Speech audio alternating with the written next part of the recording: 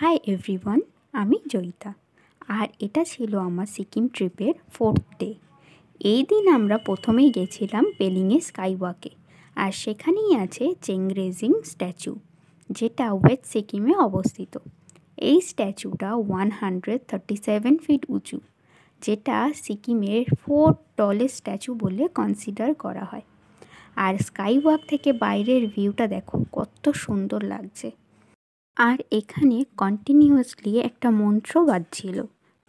সব মিলিয়ে একটা দারুণ এক্সপিরিয়েন্স হয়েছিল।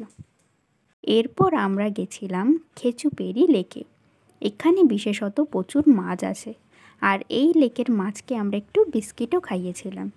এই লেকের সামনেই আছে একটা বড় ফরেস্ট। পর আমরা আরও দুটো সুন্দর জায়গায় গেছিলাম, যার মধ্যে একটা হলো কাঞ্চনজঙ্ঘা ওয়াটারফল, যেটা ভিডিও খুব তাড়াতাড়ি আসবে।